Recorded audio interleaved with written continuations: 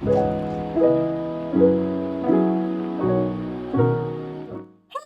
It's me Haldita and welcome back to my YouTube channel. നല്ല വെയിലുണ്ട്. വെയിലിങ്ങനെ മുഖത്തേക്ക് അടിക്കുന്ന രീതിയിലാണ് നിൽക്കുന്നത്. സോ ഇന്ന് നമുക്കൊരു വിഷു വ്ളോഗാണ്. ഞാനിപ്പോൾ രാവിലെ എണീറ്റിട്ടോ ഉള്ള ഒരു 6:45 6:45 ഈ ഒരു വെളിച്ചുണ്ട് കേട്ടോ. ആൻഡ് നമുക്ക് പുറത്ത് ഈ പച്ചപ്പൊക്കെ തിരിച്ച് വന്ന് തുടങ്ങിയിട്ടുണ്ട്. സ്പ്രിംഗ് ഒരു 2 വീക്സ് ഒക്കെ ആയാലും സ്റ്റാർട്ട് ചെയ്തിട്ട് അതിൻ്റെതായിട്ടുള്ള മാറ്റങ്ങൾ എല്ലായിടത്തും ഉണ്ട്. ഇന്ന് എന്തായാലും നമുക്കൊരു കുഞ്ഞു വ്ളോഗാണ്. അങ്ങനെ ഒത്തിരി കാര്യബഹുലമായിട്ടൊന്നും നടക്കുന്നൊന്നുമില്ല. പക്ഷെ നമ്മൾ ആദ്യം തന്നെ രാവിലെ ദേവികേൻ്റെ വീട്ടിലേക്ക് പോകുന്നുണ്ട്. അവിടെ നമുക്ക് സദ്യയൊക്കെ കഴിക്കാം. എന്നിട്ട് നമുക്ക് വൈകുന്നേരമായിട്ട് വേറൊരു സ്ഥലത്തും കൂടെ പോകാം. സോ എന്തായാലും നമ്മൾ പുതിയൊരു വീഡിയോയിലേക്ക് എല്ലാവർക്കും സ്വാഗതം.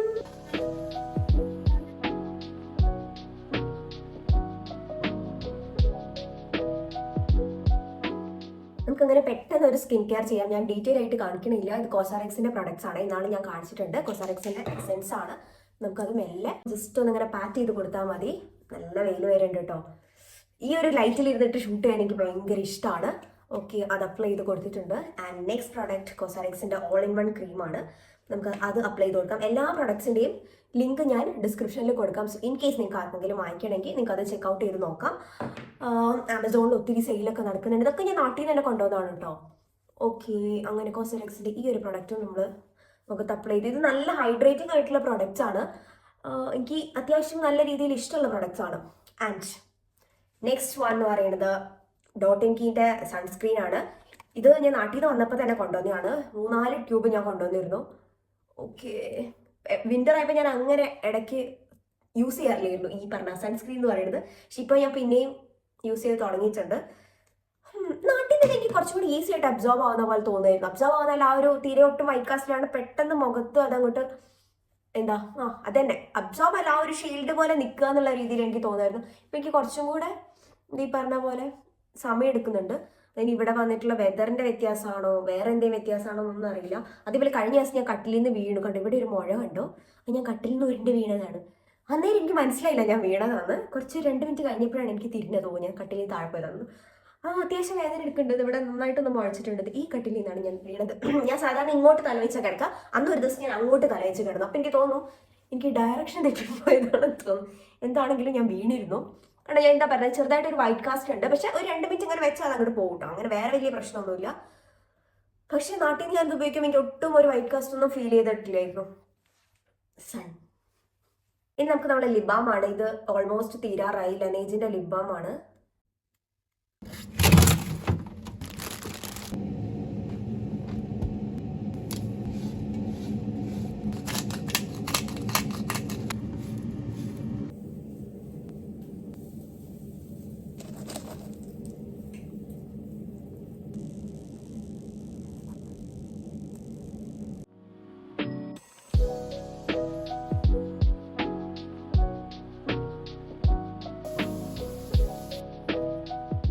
അങ്ങനെ ഞാനിതാ റെഡിയായി, കോട്ട് എടുത്തിട്ടു. ഇങ്ങനെയാണ് ഇപ്പം ഞാൻ ബസ്സിൽ കയറി പോണത്. ബാഗൊക്കെ പാക്ക് ചെയ്തു. ഇനി നമുക്ക് ദേവികേൻ്റെ വീട്ടിലേക്ക് പോകാം. നല്ല കാറ്റുണ്ട്. ഞാൻ പുറത്തിറങ്ങി. കുറച്ച് നേരത്തെയാണെന്നല്ല, ഞാൻ വിചാരിച്ച ബസ് എനിക്ക് കിട്ടിയപ്പോൾ ഒരു 15 മിനിറ്റ് ഉണ്ട്. അപ്പോൾ നമുക്ക് ആ വഴി പോയി നോക്കിയിട്ട് പറ്റുവാണെങ്കിൽ കുറച്ച് ഫോട്ടോ എടുക്കാൻ നോക്കാം. നോക്കട്ടെ, ഉറപ്പില്ല. നല്ല കാറ്റുണ്ട്. കൂടെ നിൽക്കുമെന്ന് എനിക്കറിയില്ല. പക്ഷെ എന്തായാലും പോയി നോക്കാം.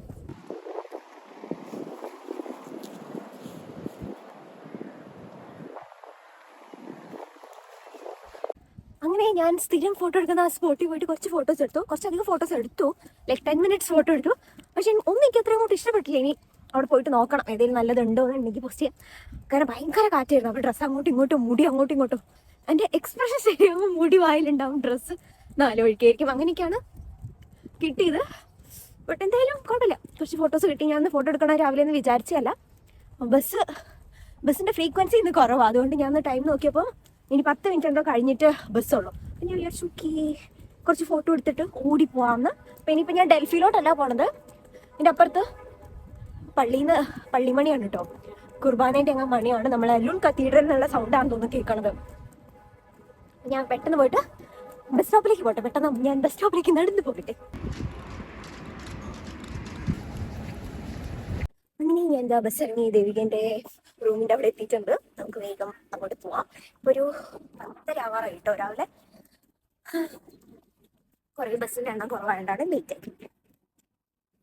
അങ്ങനെ ഇതേ ഞാൻ പറഞ്ഞ പോലെ ഒരു 10:10 ആയപ്പോഴത്തേക്ക് ഞാൻ ദേവികേൻ്റെ അവിടെ എത്തിയിട്ടുണ്ട്. അവരവിടെ കണിയൊക്കെ സെറ്റാക്കിയിട്ടുണ്ട്, ഒരു കുഞ്ഞു കണിയൊക്കെ ഒരുക്കിയിട്ടുണ്ടായിരുന്നു. അപ്പം എന്തായാലും എനിക്ക് കണി കാണാനൊന്നും പറ്റിയിട്ടില്ല. അപ്പോൾ അതേ ദേവികൻ ചേട്ടനും ഉണ്ട്.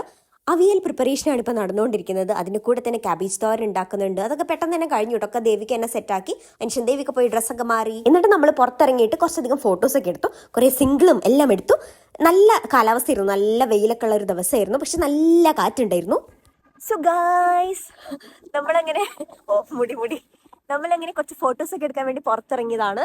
കുറച്ചധികം ഫോട്ടോസ് എടുത്തു. ദേവികേൻ്റെ സിംഗിൾ എടുത്തതിന് നമ്മൾ കുറച്ച് ഡബിൾ എടുക്കാം. അവിയലൊക്കെ കഴിഞ്ഞ് പ്രിപ്പറേഷൻ ഒക്കെ കഴിഞ്ഞ് പുള്ളിക്കാരിതേ avial and cabbage thoran and semiya payasam. എനിക്ക് അയച്ചിട്ട് ഞാൻ അഭിപ്രായം പറയും. യെസ്. അങ്ങനെ നമ്മുടെ ആദ്യത്തെ ഒരു സെറ്റ് ഓഫ് ഫോട്ടോഷൂട്ടൊക്കെ കഴിഞ്ഞപ്പോൾ ചേട്ടനും റെഡിയായി വന്നു. പിന്നെ ചേട്ടനെ ദേവികേൻ്റെയും കൂടെ കുറച്ച് ഫോട്ടോസൊക്കെ എടുത്തു. അവരുടെ കല്യാണം കഴിഞ്ഞിട്ടുള്ള ആദ്യത്തെ വിഷുവാണ്. സോ അങ്ങനെ കുറച്ച് ഫോട്ടോസൊക്കെ എടുത്തു. അതിന് ശേഷം നമ്മൾ തിരിച്ച് റൂമിൽ വന്നു. അപ്പോഴത്തേക്ക് ഇതേ ഫുഡൊക്കെ റെഡി ആയിട്ടുണ്ട്. അങ്ങനെ കുറച്ച് നേരം എടുത്ത ഫോട്ടോസൊക്കെ നോക്കി വേണ്ടതൊക്കെ സ്റ്റേറ്റസ് ഇടുകയും ഇൻസ്റ്റഗ്രാമിൽ പോസ്റ്റ് ചെയ്യുകയൊക്കെ കഴിഞ്ഞ് നമ്മൾ ഫൈനലി ഫുഡ് കഴിക്കാനിരുന്നു.